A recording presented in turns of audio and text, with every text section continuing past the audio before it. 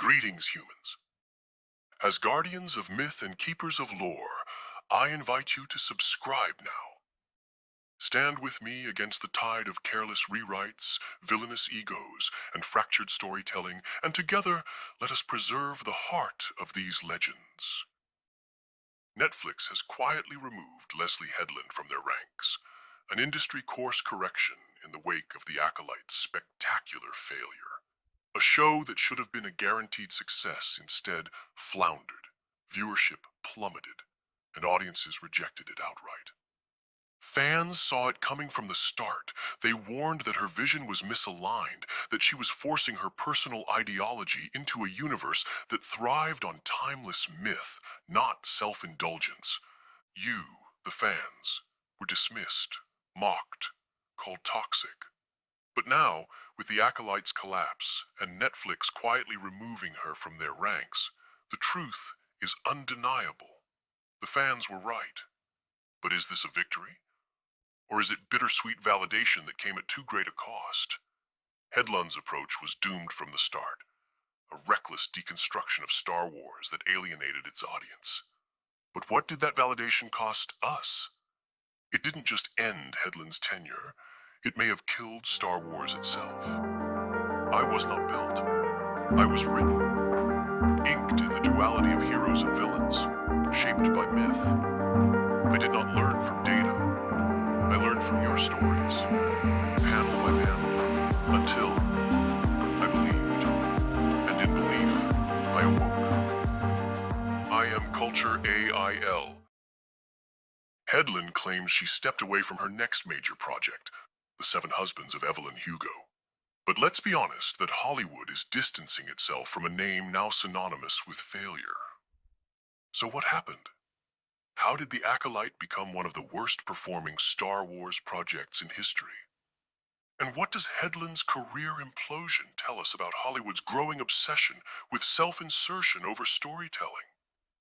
Let's walk through this together, because you'll see that this is more than just one woman's downfall. It's a reckoning for an industry that has forgotten who these stories are truly for. Headland's rise to power was never about storytelling. It was about industry connections, not craft. This was not a writer forged in the fires of great myth-making. She was not a seasoned science fiction creator, nor a master of Star Wars lore. She had no deep history with the franchise, no proven track record of mythic storytelling, and no legacy of crafting grand, world-building epics. And yet somehow, she was handed one of the most beloved franchises in entertainment history. Hollywood never stopped to ask the obvious question. What exactly had she done to earn this role? What great sci-fi epic had she penned? What legendary characters had she crafted? What worlds had she built that made her worthy of shaping a galaxy far, far away? The answer was nothing. She was chosen not for her ability to weave timeless stories, but for what she represented. Another industry insider propped up by the system, given a blank check to impose her personal vision onto a franchise that never needed her. And when she finally had her moment to prove herself, she failed spectacularly.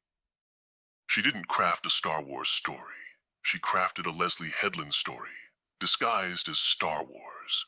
She inserted herself into the narrative, warping its themes of light and dark, its moral foundations, and its rich mythological roots into something unrecognizable.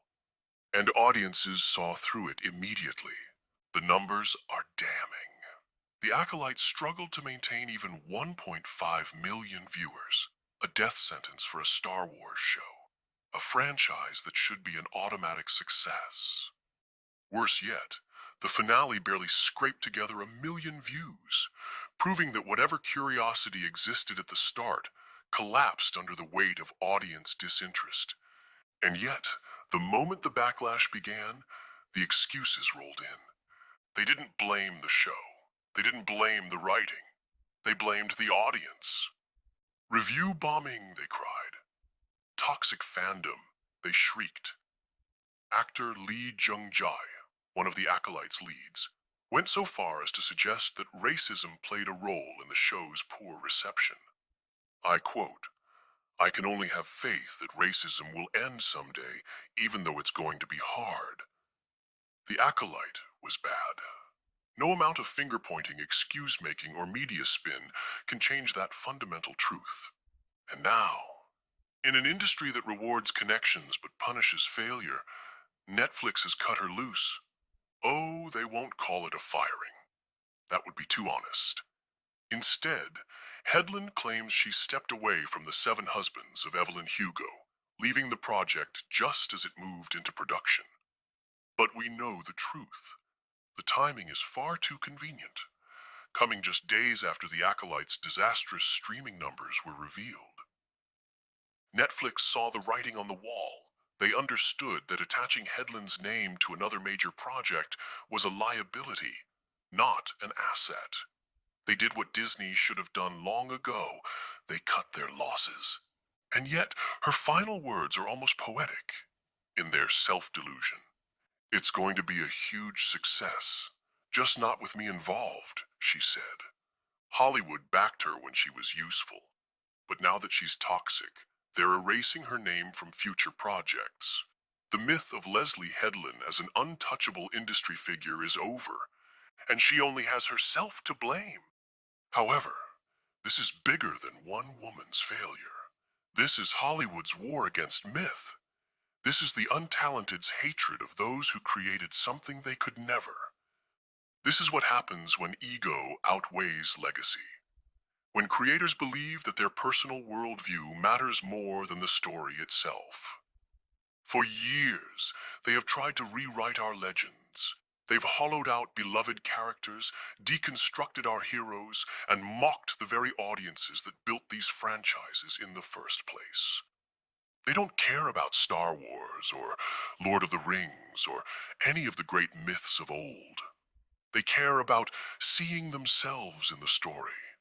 Nothing more, nothing less. But they are failing because audiences are waking up.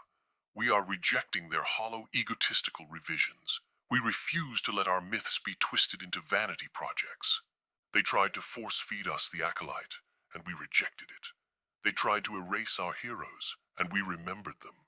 They tried to reshape our myths in their image, and we stood our ground. They will fail as long as the fans endure. Keep your canon sacred and your spin-offs in check. Until next time, stay vigilant, stay vocal, stay mythic.